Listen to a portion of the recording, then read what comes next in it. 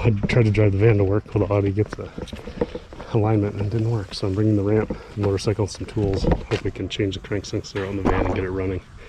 Alright, brought some gloves for funsies. I'm going to come in from this side, even though it's on the other side of the trans, so I don't want my legs to get run over by a truck. This is a spot where the highway goes from 3 to 4 lanes, so people seem to be giving me a decently wide berth. A couple people aren't, but should be, I don't know which size it is. It's one of these. I brought a bunch of fittings. I don't think it's smaller than this. It's probably one of these two wrenches and ratchets. I'll dig some stuff out, find out what it really is. Okay, looking at the new sensor, I think it's going to be the smaller one, so I'll just come back out if it's not. I don't want to take too much under there. I just used 2 of my adapters because I think that'll be the right height. One guy used a 2-inch and that seemed to work really well, and hopefully see if we can pry it out. Okay, so it's right up here. Shit, that's loud. It's this guy. I barely fit under here. Good thing I lost some weight.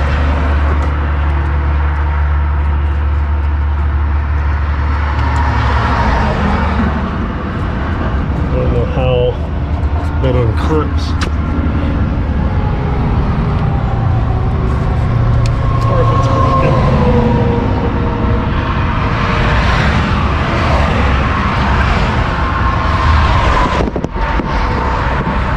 Well, I got the bolt out, and it is an E8 on the top.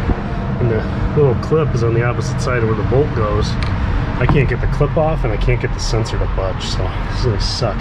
Like you can feel this little lip in there, and it's like down in a recess, so there's like almost nothing to pry on with the screwdriver or anything. So I'm gonna take a quick break and then try it a little bit more. But I'll drill a fucking hole in the floor before I drop that transmission. Now I'm back. I got a bag full of tools. I got drills and bits and all kinds of stuff, bigger pry bars, the kind of things I should have just brought in the first place. But I think we got to pull this floor off and then see what that panel looks like. Maybe someone already drilled it.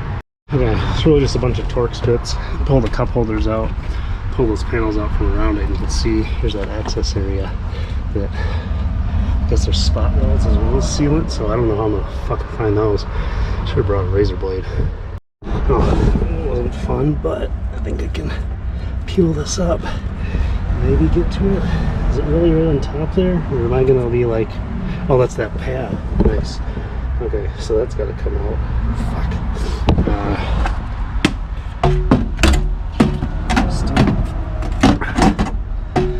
I can't think straight. My fucking pry bar. Okay, truck just pulled over. If he gets out and eats me, maybe you guys can zoom in and get the plate. Okay, so that guy wasn't kidding. He needed a 90-degree drill. So the sensor's still back in there behind that thing. There's a little lip on the right, tiny one. I'm gonna try to pry on that. If that doesn't work, I'm gonna put a screw through it sideways and see if I can pry on the screw.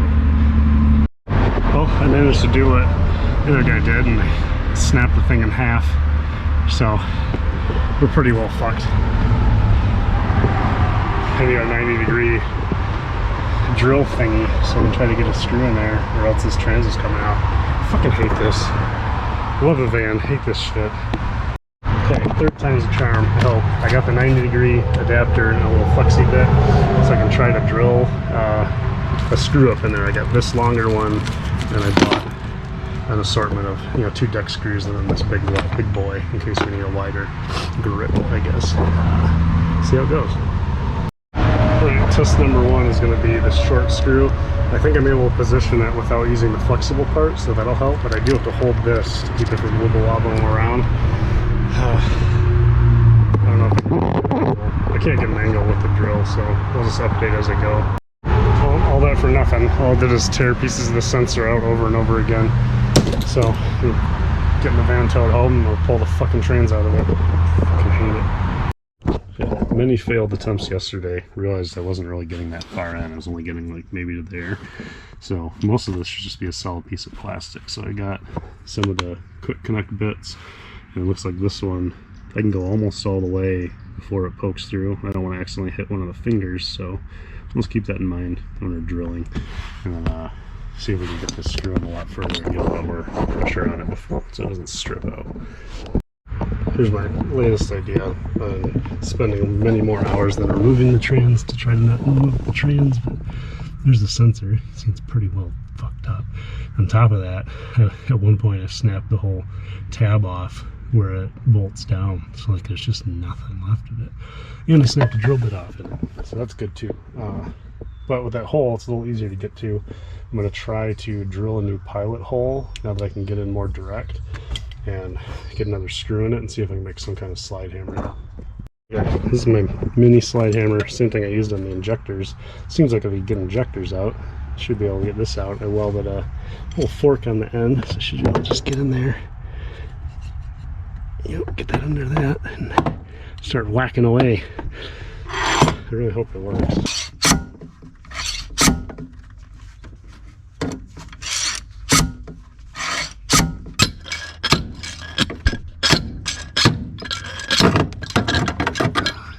Just pulled the screw out. This is fucking stupid.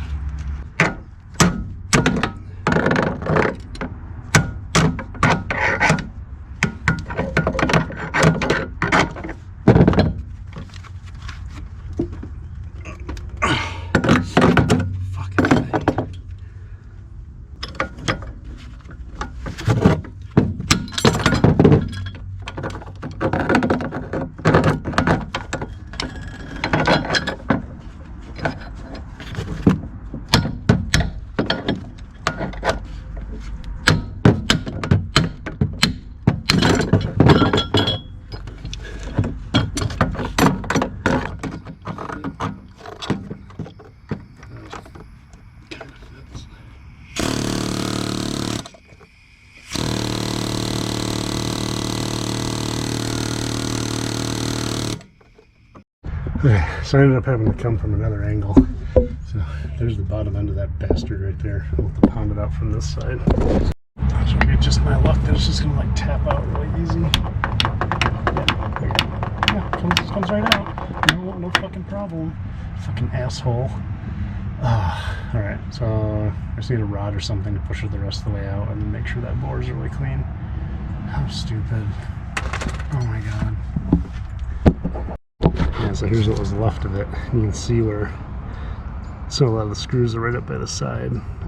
There's quite a bit of copper in there. Flashlight. Yeah.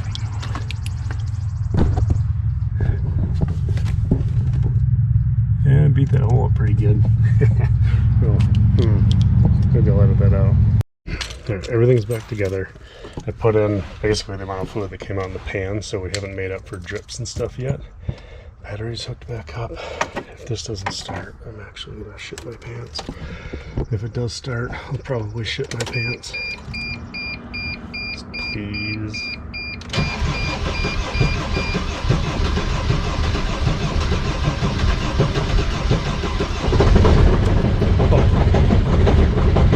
Doesn't sound great, does it? It might be the trans. That's not ideal. That sounds awful. Okay, I pulled the bolt from the motor mount above on this side. It's easy to get to. This one, exhaust and bullshit's in the way, so I pulled the two screws from underneath. Put the hoist back under there. See how high we can lift this thing up. Maybe the pan will come out. I was reading one of the shops that's on Sprinter Source a lot, helping people out, said that on the 3500s, a guy was complaining that his sway bar was welded together and you can't remove it. So, and they're like, yeah, when you do oil pan, they pull engine and trans as a power pack, and then it takes like 10 hours. So hopefully that's not the case. Actually, you know what it is? The reason you drop this thing, which I can't because it's welded on the 3500s, is the fucking pickup for the oil pump. It sticks way down below the windage tray, so you can't like get it to come underneath even if you wiggle it all over the place. So it's really unfortunate. I wish I could like angle it funny and get it to pop out. Well, I'll toy with it a little bit and see, but I think we might just have to move the pan and look beside the pan. I figured out a secret. You can get it out pretty easily if you just decide that you don't give a flying fuck and you snap the tube off your oil pump. So I'm fine with that. This is gonna need a lot of stuff anyway. Oh, look at all that metal. Holy shit. Where's my flashlight?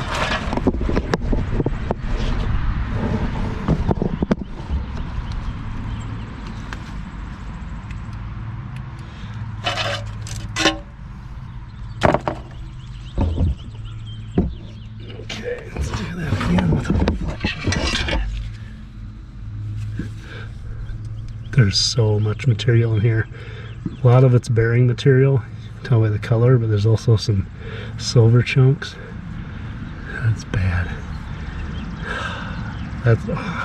There's so much. There's an unbelievable amount of metal in the bottom of this pan. So, yeah, gonna be fun. I'll set it back down, get the hoist out of the way. We'll get under there and take a peek, see what we see. Okay. Oh, timing chain exists. So that's good.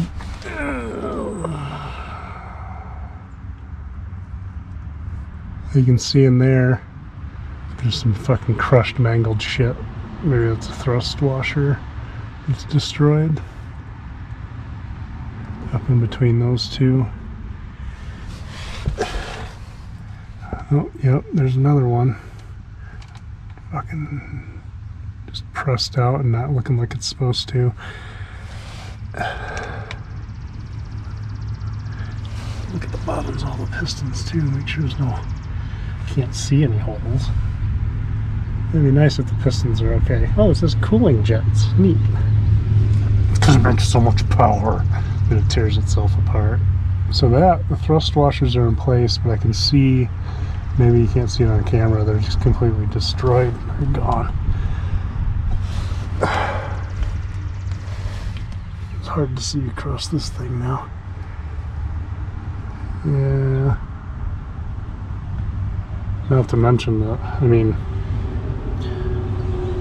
stuff got hot too. Look at, so see the discoloration there on the crank, and it's got it on all the journals.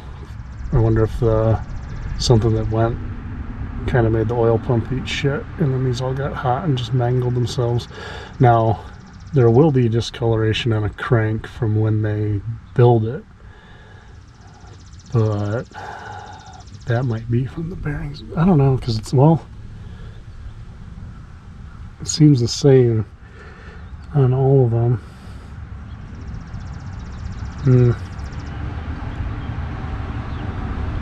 Yeah, I think this thing's pretty well fuckered.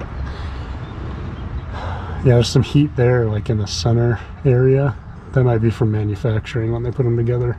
If these are modular at all, and no, these should be made one piece. It's I think this is a forged crank. It should be one piece. So I don't know if they get that hot from machining. Look at that, there's fucking RTV stuck to it. Yeah, all our bearings are roached, but that probably means the top end's fine. I don't really want to do new bearings while it's in. There's just no space to do it effectively. I've done it before on cars that don't have all this shit in the way. And clearly we're going to need new, like, because there was oil coming out of this, but that might have been from massive amounts of blow-by, who knows. Either way, I think, is that supposed to touch like that? I just don't know. I think if this van stays alive, this engine has to come out and be worked on, and I don't want to do that while the jet is still disassembled. So I think that guy over there is going to get a lot more attention in the near future while we wait for a van solution. I've got a couple lines out. One guy in New Mexico that hasn't responded to my contact yet, but he's kind of slow on that side. He might have a van that needs work, like engine parts, which I have plenty of nice parts, right? I got 5 new injectors, I got a new turbo, I got a bunch of new sensors, all kinds of toys that might make his run like a top, and I can just use this as a donor vehicle and strip a bunch of spares off it. Same thing, there's a shop only about 10 miles from here that has a pretty good reputation for working on sprinters, and they've got quite a few vans that come in and they need this kind of work, and then the owner doesn't want to pay it, so they sell it to the shop at scrap price, and they just kind of pull parts off them until they're done with them. With any luck, maybe that guy will sell me one for cheap that I can put all my stuff onto. So we'll see. Not going to worry about it for a while. Not till I hear about a different vehicle, I think. And if I don't hear anything by the time, you know, if I don't have a solution by the time the Jetta's on the road, then maybe I will think about pulling this engine out. I just don't have the garage space. I need to take all the parts that are sitting around, get them on that car, get it moving, so I have space to put all these parts if I end up just repairing it. Crap.